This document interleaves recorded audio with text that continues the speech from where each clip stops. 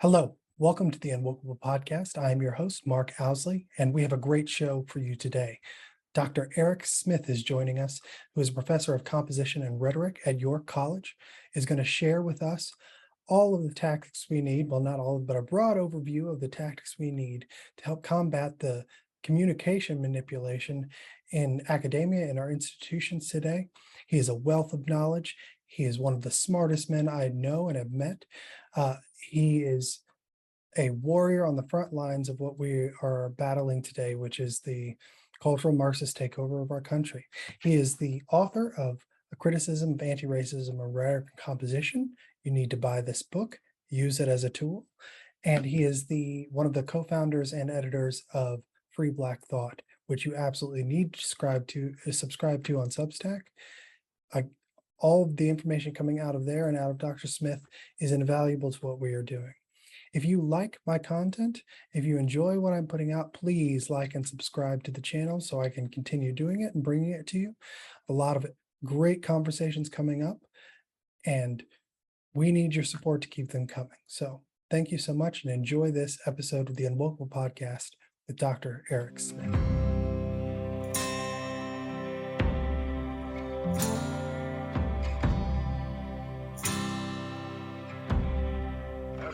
When one of your tenets is to never listen to the other side, then what's rhetoric going to do? And the fact that that's a common sentiment among rhetoric professors who are doing anti-racism is beyond ironic, right? I mean, it's purposeful, really.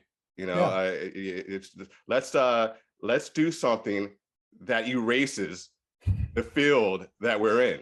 Right now, for the cause. That's how important the cause is. Well, and I can identify with that specifically because I think one of the only disciplines more so or on par with composition, rhetoric, and language, English, that have been hijacked by anti-racism and DEI has been music education. It was very fast, and it is, for lack of a better term, a suicidal endeavor, because the whole system or the whole critique is what it is that we study is the evil. It's a suicidal endeavor. The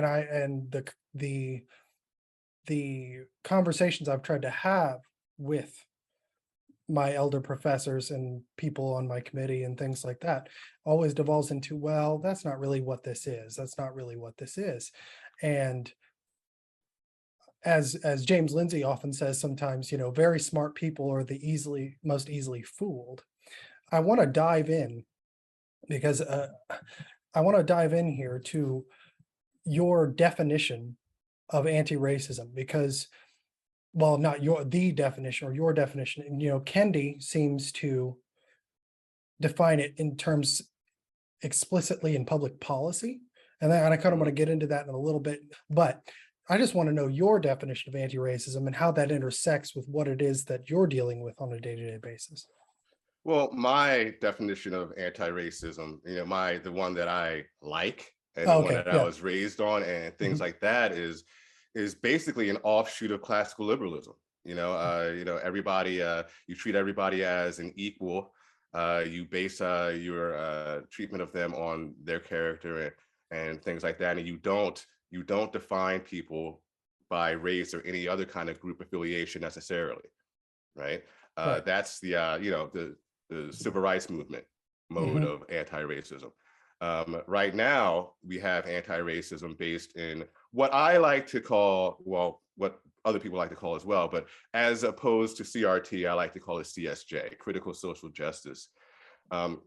And I do that because a lot of CRT isn't bad, but when you get to CSJ, it is, right? For example, intersectionality, not a bad idea, okay? So nobody's one thing, right? I'm Black, but I'm male, middle class, straight, yada, yada, yada, all these things that are privileged, quote unquote, in society. So, I'm not, to call me especially oppressed is not as accurate as people may think it is because of those intersections, right? Mm-hmm. And the idea that it came out of the Black feminism, is one thing to be white and feminist, but Black and feminist is a different thing because you're Black and feminist, right? That makes sense to me, right? Mm-hmm.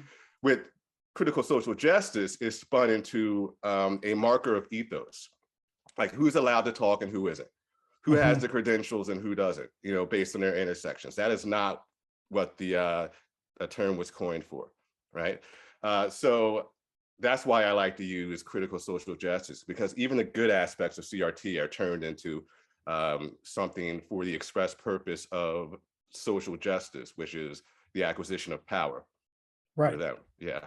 Well, and this gets into what I had brought up talking with you about was, when we use CRT, and I think that has been an effective tool in getting the message out that this isn't what everyone may think it is. It's not a continuation of the civil rights movement as we all grew up knowing it, but it gets into the idea of intersectionality, right? It's like you said, there are some merits to it, but taking it and putting it in explicitly and only in terms of identity, right? It's this inversion of intent, I believe, and I want to explore the concept with you of the idea of rhetorical intent.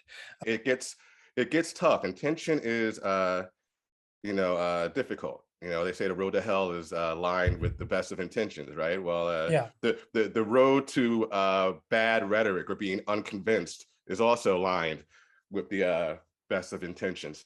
So there's that. Ultimately, however, and you mentioned kairos earlier, understanding not just the discourse, but the dynamics of time, place, who you are, how you feel, right? The occasion, right? Is it a specific kind of day? Is it just a random day? All those things have to be taken into consideration if you want to be as persuasive as possible. Another term for that is peristasis.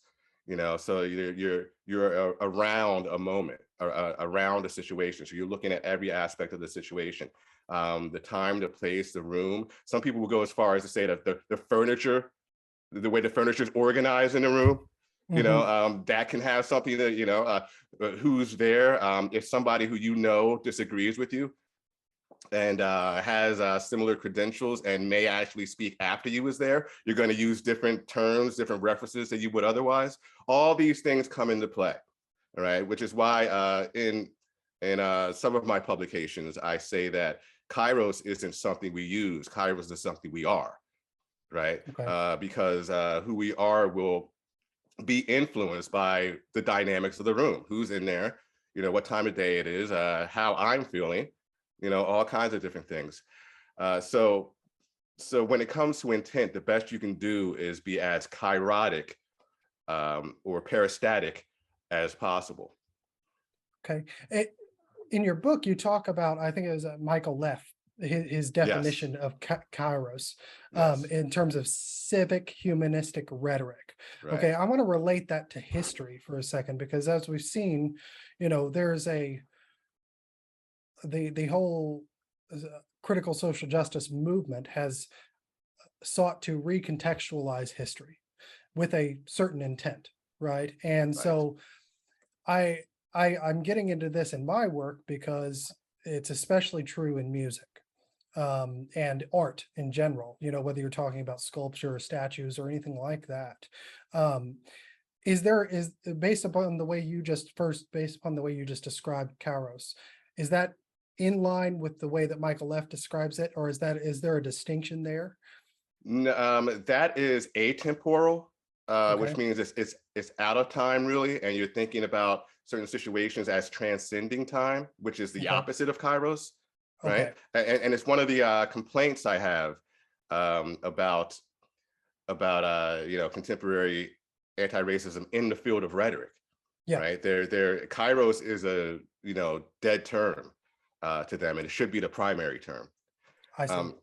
I had a colleague of mine who I like and respect, not somebody I work with, somebody in the field, I talked about kairos and engaging one's audience before speaking or writing, and that person said audiences aren't static, right? Audiences change, and that's true, but the change is relatively glacial, right? I'm not, if I'm writing a letter to my senator, I'm not going to be like, oh, well, during the reading of this letter, he may turn into a circus clown. So I can't very well gauge the audience because he may turn into a starfish or something in the middle of it.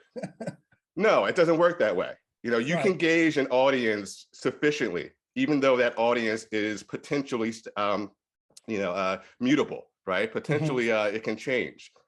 So that is again, I really like this colleague, but an egregious misinterpretation of temporality when it comes to speaking and trying to be as persuasive as possible. Now, regarding history, right, and how they revise history and things like that, that is, a tried and true aspect of Marxist thought, especially when it comes to cultural Marxism. Marx talked about it. Lenin, in a 1920 speech to the communist youth of Russia, right? He basically says, the point of education is to reinforce communism and perpetuate communism, period. That's the alpha and the omega. The point of education is that. So you're not doing math. You're doing math insofar as it perpetuates communism and things like that. You're not doing history. You're doing history insofar as it perpetuates communism and supports and buttresses communism. That same thing is happening with DEI and anti-racism. Math turns into, equitable math or ethno-mathematics, right? It's about the oppressor and oppressed, which has nothing to do with 2 + 2 = 4, right? History, you're only focusing on the aspects of history that pertain to race and anti-racism and things like that, and you're spinning things so that they seem to pertain to race and anti-racism, and obviously some do, but others don't, which is why we have actually there's an author, I forget her first name, let's call her Professor Sullivan, that's her last name, who insists that, and she explicitly says she's not being metaphorical, it's still 1492, right? It's still 1619, it's still 1921. Notice the fact that only the bad things that happen are still happening, right? Not the good stuff, not 1968 or Brown versus Board of Education. People have different attitudes about that, but you get my point. Yes. That is atemporality on steroids, right? You're not really looking at the specific situation here. You're literally applying something that happened 500 years ago, to May 30th, 2022. Right. And and it doesn't, that doesn't make sense, but it makes sense if you're, DEI, social justice oriented, right? And you're trying to get these things across. So SEL, same thing. Social emotional learning has been spun into something that perpetuates, social justice ideologies that they have and they're trying to push and things like that. So everything is usurped by a particular cause, right? For Lenin, it was, class-based communism, but to a large extent cultural as well, right? And that's going on now. This is basically cultural Marxism, or as Lindsay says, race Marxism. Right. Well, and I think it's also akin to what happened in Mao's Cultural Revolution. I mean, I think it's even more translatable at points because he explicitly goes after them after a certain point, and after the education of the four olds is what he called them, right? And I want to hit on the how that's being weaponized in the general public and the rhetoric that we see. So I talk about what I call, and I'm sure this has another definition that's much older, but a preemptive narrative, and Jim Crow 2.0, for example. And I think that hits on what you were talking about as being, it's 1492 today. Well, yeah. How do you see that being weaponized, especially if I will, the intersection with mass communication? How do you see rhetoric being manipulated in the public spaces, whether it's politically, because I often see it as this. I see it as almost, when I use the word preemptive, I mean the term preemptive strike. They want to kind of shield themselves from, the discrimination that's inherent in anti-racism, because you can't create equity without discriminating against groups of people as defined, however they define them. Mhm. So how are you seeing this? How are you seeing rhetoric weaponized in the public spaces to influence large groups of people to say vote a certain way? Is that Yeah. Well, first of all, you play on their sensibilities, right? You play on the fact that racism has been so demonized that to be called one is the worst thing in the world, right? So you play on that a little bit, and you make everything racist, which is the preemptive aspect of it. Nothing says preemptive strike more than the critical social justice tenet of the question isn't whether racism happened, it's how did it manifest in this situation, right? right? Which is not the critical and critical social justice and critical race theory isn't the same critical as critical thinking, right?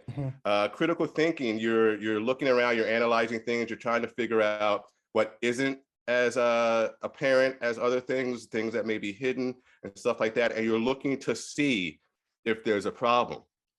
The critical and critical social justice is, oh, there's a problem. I just got to figure out what it is.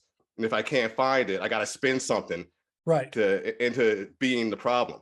So, that's not critical thinking at all, right? That's projecting what you want, your social reality, onto actual reality.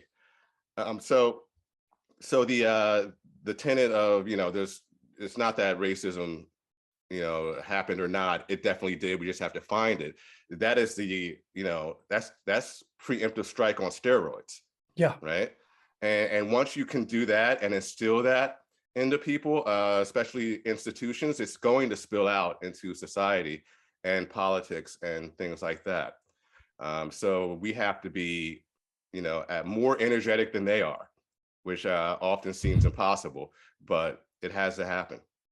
Well, let's take this to the base. You've got the three words: diversity, equity, and inclusion, right? And those appear good in just the natural form, the way that you would view them, but their operational aspects. So I guess I'm trying to decipher how we, or explain to the audience how we decipher the rhetoric of those three words, or that those three kind of concepts from the operational mode, and how we can do that quickly enough in a moment where we may be, we've both been in trainings at the collegiate level, I'm sure, where it's, you get hit with these kinds of things, and the first time you're hit with them, it's kind of shocking, and often it takes some time to, in your brain, decipher what's happening, and then you can go back, and usually by then you've lost some ground, or at least lost your voice, especially if you're not a person of color, as they would say.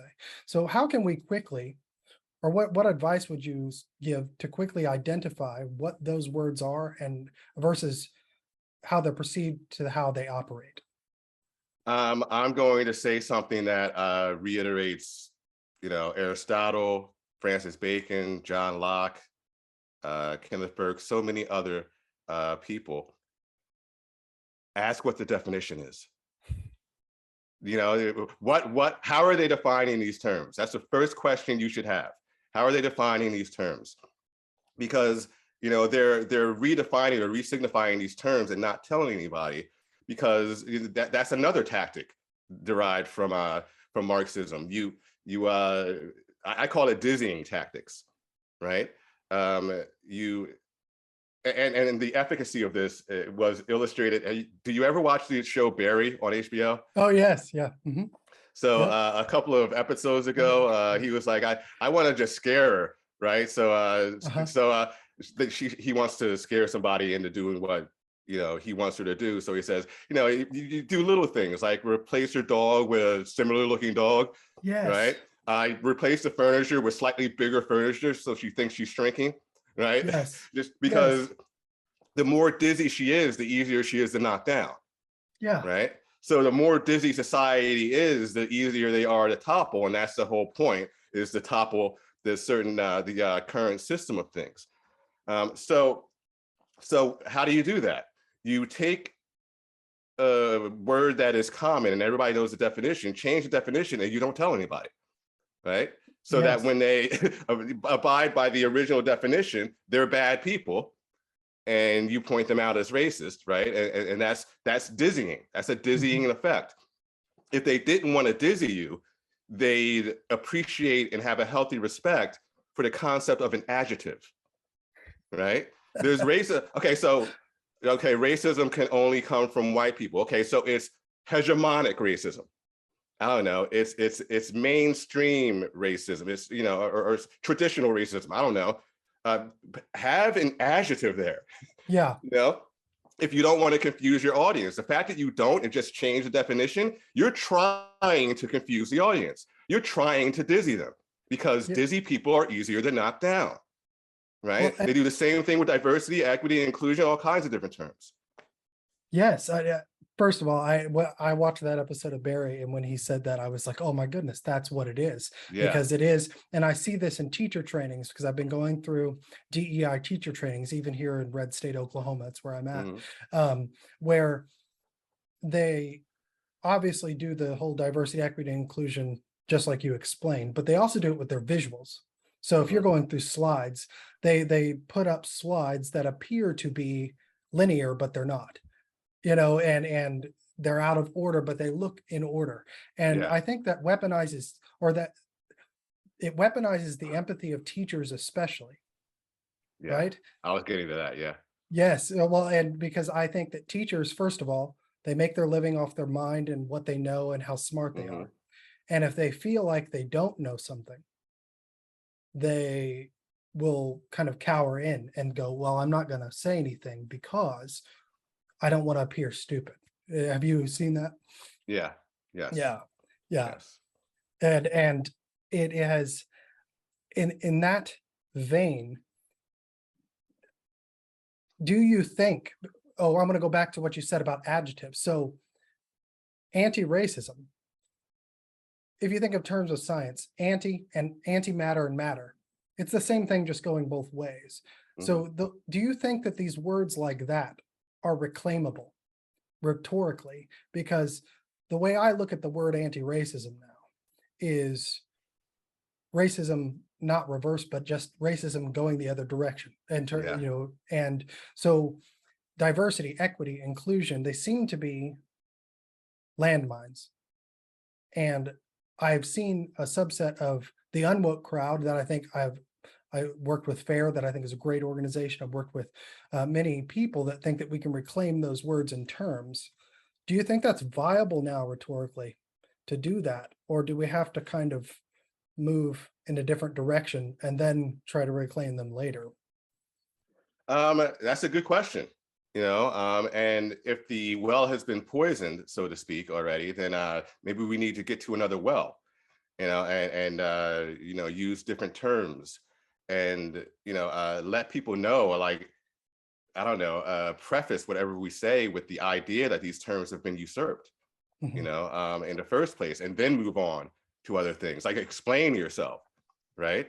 We talked about kairos earlier and peristasis. There are similar terms, but the distinction is that with peristasis, you're voicing the kairos. You're talking about the room and the day and the time, right? You're making that explicit. I think we need to be peristatic when it comes to these things. We have to describe what's going on in very vivid ways, and then move into what should be happening, when it comes to race in America. That makes so much sense, because I have a, and I think this whole ideology is designed to keep us off balance, just like we had said before. It's designed to make everything appear larger. Just the Barry example is perfect. But I'm searching for, because I deal a lot with parents who don't have time to sit and read. Right. I deal a lot with even administrators who know something is off, but do not have the vocabulary or the rhetoric to Yeah. combat that. What would be your advice to them in those kind of situations? Yeah. Well, my advice would actually go to the people trying to talk to them. Again, we're gauging audience. So figure out how to say what you need to say in a 5-minute YouTube video. Create a meme or an infographic that is clear as day. And if they want and have time to look into it deeper, have a link there, or shamelessly plug yourself and say, read my book, or something like that, right? Mm-hmm. But we have to gauge, we have to know who we're talking to before we start talking. Yeah. So in a sense, the onus is on us to do something. And I wouldn't. You're right. People are busy. They don't have the knowledge and rhetoric and things like that, and they're abiding by the traditional definitions and not the new ones that they're not being told about. Right. So that's getting them caught up is a tall order. You gotta realize they're not caught up and speak or write accordingly. So the onus is on us for that. That makes so much sense. And I think all of us are trying to do that to a large extent. And I think rhetoric, specifically composition, writing, is something that's overlooked by a lot of us. Because it's easy to just hop on the most obvious forms of this. And I think because lots of us, my age, I'm 37, so I did not have any training in there. I took communication classes, how to write. And so I want to go into the composition aspect of this because recently, and I think you've talked about this a lot, is kind of the attack on language as being racist. Right. And it's the exact same thing in music. So they're talking about the actual music theory, the words, or so for lack of a better connection, the words or the notes or the structures of the chords even, or how you write them down, is the racist part. How do we combat that? Because I've come up with some ways that I think are good, just relating it to science. For example, all music theory is, or music composition is you hear a sound and the writing it down on a staff paper is just a translation of what you hear. Right? I don't think it's as simple in language composition when you're writing. So, and so my question is how do we, first of all, combat the idea that classical language and a common language isn't racist or is racist? And how do we reinforce that that's part of what we need in order to communicate with each other?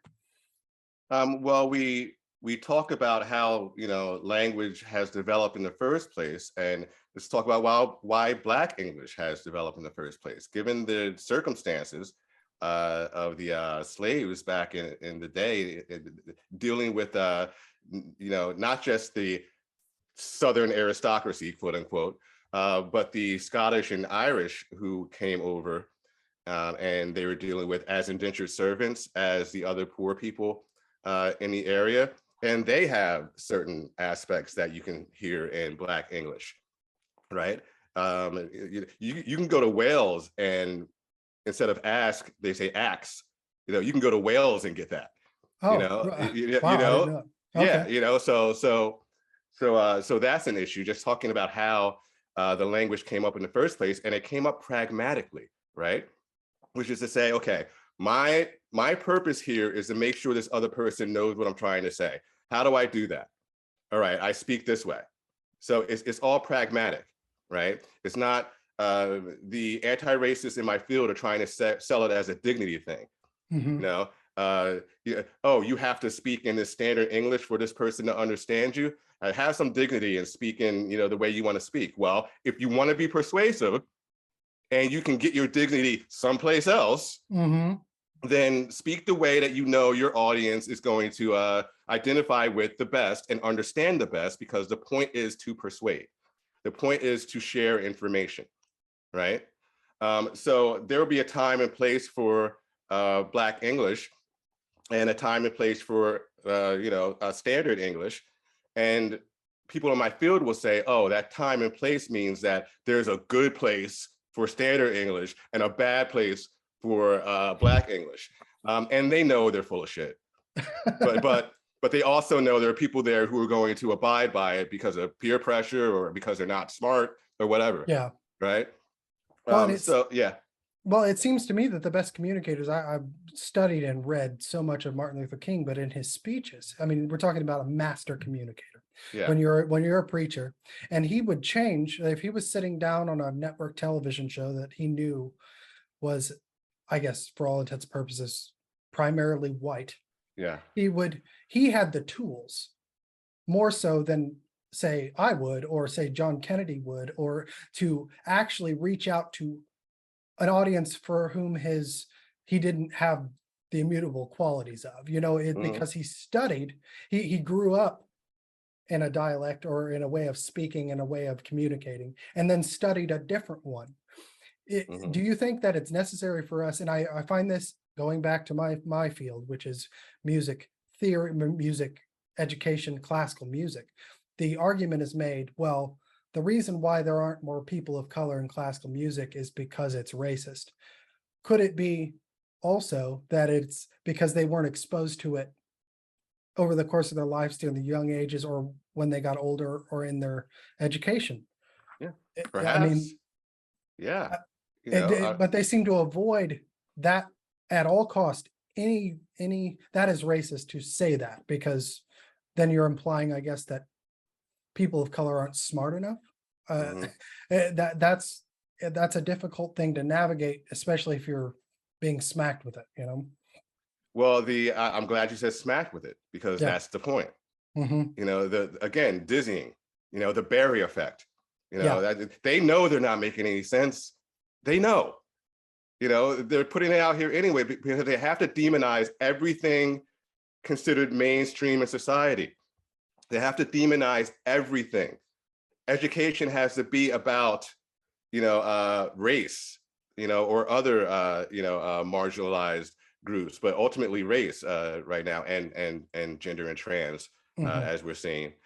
Everything has to be about that, So listen, they're trained rhetoricians, but people in my field, they know what they're saying makes no sense. Yeah, they know that. So you think it is intentional? Oh, yes. Capital Right. Y, capital E, capital S, exclamation point. Yes. Now, there are some people who are just like followers, right? They're abiding by it, right? And some people have been effectively, indoctrinated into this cult, with sacred text and patron saints and things like that. I mean, all that's there, but the leaders here, the people who are doing it, they know what they're talking about, and it's not hard to figure out that they know, right? Yeah. I just wrote a piece about one of the leaders in the field, and his fondness for cultural Marxism, and how he talks about the need for cultural Marxism to be part of the writing pedagogy. I mean, it's right there. He's not trying to hide it. Right. And other people, and you may not say that explicitly, but they use certain terms or certain turns of phrase or things like that, that sound like cultural Marxism. Even Kendi, that article or that speech rather I talked about from Lenin in 1920. If you replace communism with anti-racism, it's Kendi. It's Kendi. Exactly. It's not. That's what it is. It's like he read that and said, "Oh, I'll just replace these words." So yes, it's intentional. It all comes from a cultural Marxist strategy, right? And it's something that isn't going away unless we make it go away. So if good faith communication is necessary for discourse, and that there are people who are purposely trying to manipulate you, how do you maintain a society of good faith discourse? It seems like a paradox. Well, you got to let people know what's happening, for one thing, right? And you got to let people know the origins of this, and that, the people, I mean, I'm blanking on exactly who said this, but never trust the hegemony. There's no such thing as a good faith person representing the hegemonic forces. There's no such thing. They're always trying to trick you, right? Always. Yeah. They're never not trying to trick you. And if they're not trying to trick you, they've been duped. They're the useful idiots, right? So that's their attitude. So what you have to do, you can't talk to them anymore. In fact, when they say ridiculous stuff, and I wrote an article about this, when they say ridiculous stuff, call it out, ridicule it, because your real audience now, consists of the people listening. Yeah. Right, the eavesdroppers. I'm done trying to convince them. I know what they're up to. I've been done for a while. I'm trying to convince the people listening who aren't quite sure what's going on yet, right? Or feel like this doesn't make sense, but I must be missing something. You're not missing something. It doesn't make sense. I'm going to point it out for you right now. So when it comes to the people who don't want to listen to us or don't want to talk to us, fine. All right. There's still a catalyst for our monologues, right? So they will be our excuse for saying what we need to say, like the truth. Yeah. or an accurate interpretation of reality. Yeah. Right. And let people know that there are people out there who aren't buying it, and that when the anti-racists among us sound ridiculous, it's because they're being ridiculous. Yeah, and I really like that, what you said there, that I think this is why they don't debate. This is why Kendi won't go on with Coleman Hughes, that it won't go on with anybody that can actually debate him, because that would lend his audience to their views, right? Right. And I think, and I love that what you said there, that our audience, even when we talk to them, is not them, it's those around us. And I think that's a huge, just simplistic way of saying, okay, grab their audience, and that takes a certain amount of rhetoric and knowledge and the ability to communicate well within the paresthesis, as you were talking about. I want to talk about that for a second in terms of the gender issue, because like you said with your example, that when you write a letter to a senator, he's not going to change into a starfish or whatever. It appears to me that the non-binary issue specifically, because when you have they, them, all these changing pronouns, that it's an effort to actually create that problem that you were describing, that as you're speaking to them, they can at that moment decide they are a they or a he or a him or a she, literally, and then hit you with that and end your discussion. How because then the roles are reversed. So if you're the one speaking, you're the one that has charge of the room, right? But if they hit you with this, offense at that moment, then you become the oppressor or the aggressor. How do you combat that as the rhetoric, as the narrator, as the person who's giving the information, if that's what they hit you with? Have you been in that situation before, and how do you combat it? I've been in that situation before, but like in email threads. Okay. And I will say, oh, sorry about that. So anyway, that's kind of how I deal with it. But I mean, you can also turn things around on them, right? For example, I'm also writing this article right now on tone policing, right? And how when people are said, just calm down and let's have a conversation, that's tone policing, and it's a form of silencing. I once had somebody say that, asking for somebody to elaborate on a point she just made was an attempt to silence her. Yeah, right. They know they make no sense. But anyway, the tone policing thing. The point, though, right? I mean, right. Yeah. The tone policing. If you do that to me, if you tell me to calm down, then you're trying to silence me. But what about this idea that words are violence? Yeah.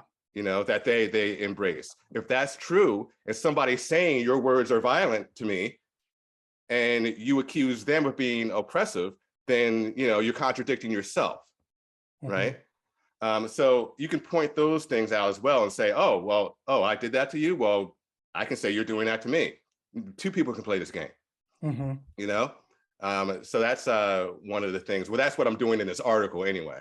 Right. Whether it's going to be, an effective way of dealing with them in a particular situation depends on the situation. And we're back to kairos, right? Yeah. So kairos is everything. Yeah. Context is king is another way to say that. Yeah. Yes. And that's where my work is focusing, because in the specific piece that I'm writing about, my dissertation, all of that, it is they are calling for basically the tearing down of the Jefferson Memorial, and this piece was written and dedicated the same day. Jefferson, it's the same words that are on the memorial, and the argument was that, or has been made, that because Jefferson had slaves, therefore we must tear down the memorial in Washington, D.C. And I'm just going to use that as an example. It's more accessible. But foregoing the context of the fact that the memorial was raised in 1943, as an explicit undertone of saying Jefferson, and FDR even says this in his speech when he's dedicating. He said, we are not honoring Jefferson the man, but we're honoring Jefferson's ideas that are in the foxholes with you right now to end Nazism. And I think that is something that I try to highlight a lot, that I found effective, is that, hey, we have to take the context, we have to fill in from 1492, we have to fill in some of these holes. And if we can't do that, then we've lost. We've lost all semblance of our history and all semblance of our ability to communicate through the best of rhetoric, because if you're talking about logos, you're talking, and please correct me if I'm using any of these terms wrong, but logos is the logic, right? I mean, you have, this comes from contextual objective history. And let me get you, from a professor standpoint, to address those like me who may be dealing with a committee, a teacher, a professor who is trying to avoid that, but has almost complete control over you at that point. As you know, when you're in my situation, your committee is like, they can yay or nay you at any point. And if they nay you too much, you're done, right? How can you effectively, how can you effectively combat that from my position, or from a position of graduate students or college students, to someone maybe in your position who has more control over them, that does not want you to go down the road of context, the road of logos? Is there any way to do that, or is your goose just cooked? There are a couple of ways. The first is to point out that, often what they're doing is called a genetic fallacy. You're dismissing an idea because of the person who said it 200 years ago. The idea may still be a good one right now, right? But you don't like the person who said it, so it's a bad idea. That's called a genetic fallacy, or guilt by association is something that can often be a part of that as well. Ideological guilt by association, but also, again, you can turn things around and say you kind of do the same thing. For the people who are explicit about their fondness of cultural Marxism as it pertains to pedagogy or diversity, equity, and inclusion, the people who are explicit about that, Marx was an egregious racist. Yeah. Egregious. Against Black people, against anti-Semite. I mean, he was an anti-Semitic, so against Jews. You can look at the original German, and he uses the N-word. He doesn't use the German word for Black person. It's right. It's all German, N-I-G-G-E-R. Right. So hey, your guy was racist. So why are you following him? So just point out that hypocrisy. That's one way of doing it. Yeah. Did you want to say something? Well, no, but you that is absolutely correct. But they don't seem to care about the hypocrisy of it. That's another part. Yeah, go ahead. Which is why you're talking to other people and not them. Yeah. Right. Remember, you're not talking to them. Yeah. Because they know they're not making sense. I feel like I say this every podcast, but you need reason and rationality and common sense to build things. To tear things down, you don't need any of it. You don't need any of that. In fact, the opposite can help you. right? So that's what's going on with them. They know they're making no sense. Yeah, They're trying to confuse you. But specifically in the situation where this person has power over you, and it's not necessarily you're doing it for an audience, Okay. right? That's kind of the distinction, and makes it more difficult. And I think it's pushing more classical liberal people out of the academy. And I think that's the goal of DEI. It's not about really race, color, or gender. It's about, okay, it's the reason Larry Elder can be the blackface of white supremacy, right? Or it's really about your viewpoint. And they do that by weaponizing the power centers through the professors to knock people who don't agree out. And they'll do that in various different ways. I believe they tried to do that to you and in your own community. And so how have you dealt with that? If you've had lots of bombs thrown at you, I've seen, and how have you dealt with that? I take the Monty Python approach to this. When they attack me and they try to like really cut me, I'm like, merely a flesh wound, that's how I go about this. You got to let them know that you're not going anywhere. Yeah. You're not confusing them. I mean, they're not confusing you, right? They're not going to topple you. And more professors with tenure who know this is bad need to speak up. Yes. A lot of what's going on is, I'm going to say it, cowardice. Yes. I mean, it's one thing if you're a graduate student or a contingent faculty or something like that, if you have a kind of precarious position in the field. If you're a full professor, and you're going to retire in 5 years, say something. Yeah. Just say something. You're the people who they can push out. So a lot of this is just cowardice. A lot of people are saying to themselves, nothing will happen to me, professionally if I say something, but my colleagues will not like me and I don't want to deal with that. Deal with it. Yeah. Deal with it. Maybe there's something wrong with me, but I don't care. Like, I don't care. I'd rather tell the truth and have 1,000 people hate me than lie and have them love me. Right. Well, I think what I see in professors now, especially in my field, because my field is all visual. The assessments are visual or oral. It's when you put together a group. My entire field is you take them to places, people listen to them, and they go, "Oh, you're a good director because you have good groups," and that has been so weaponized in the performance arts, because now you have to dedicate your program to the ideology. And I actually have a dissertation I'm dissecting right now for mine, that they lay this out on how to implant this into every group that you go into. And really? Yes. Yeah, no, it's very interesting. It's out of San Francisco, and I'd be happy to share it with you and talk to you about it. I want to see that. Because they lay it out as a structure. They have things that are called, phantom lesson planning, and what you're actually going to implant and not show. It's very explicit. They have no. That is the praxis of CRT, right? And not the content. That's how it happens. That's good. That's a dissertation? Yeah. Okay, see, that person's brave. Yeah. Because there's somebody with tenure and had tenure for 10 years, right? Yeah, who is not that brave. Well, yes, but here's the thing. No, this is coming from the actual people doing it.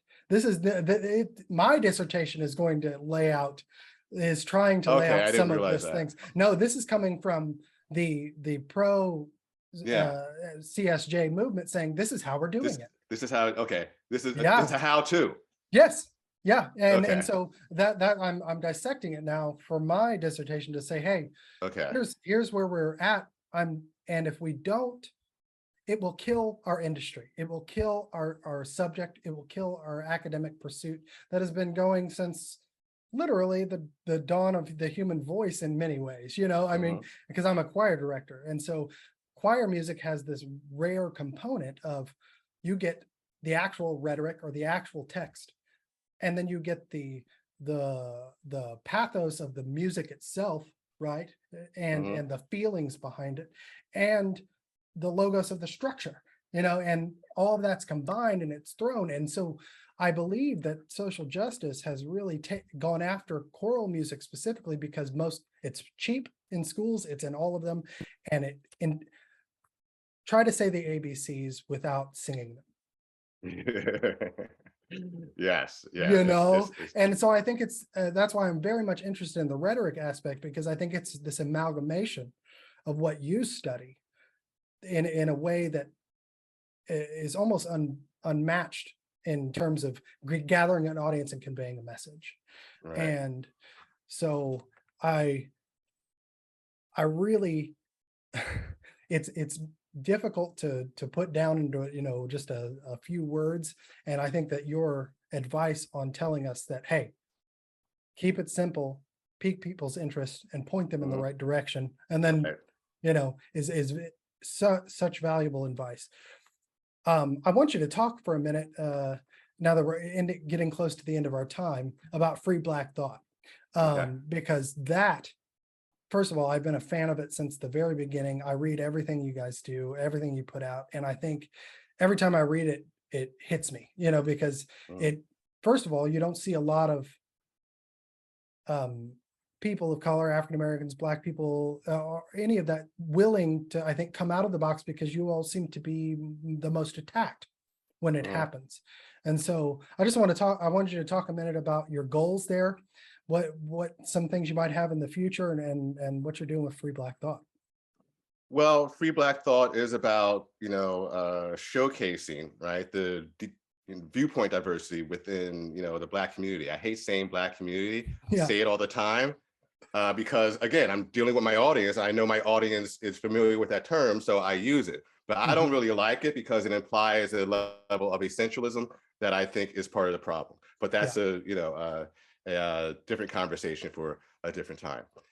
So that's what we're trying to do, to show people that, there are, Black people have all kinds of different ideas and viewpoints and things like that. We don't want the same things. We don't share the same ideas, the same emotions, the same reactions to certain things. What is a microaggression to that guy may not be to the other guy, even though they're both Black, right? We just had an article that came out recently about people touching hair and things like that. And, most people think that's a violation of somebody's privacy and things like that. And other people think it's cool, and that's a very different thing. But the point is, and I mean, I think it's not cool. I had dreadlocks for the better part of 2 decades. Strangers coming up and petting you, not cool.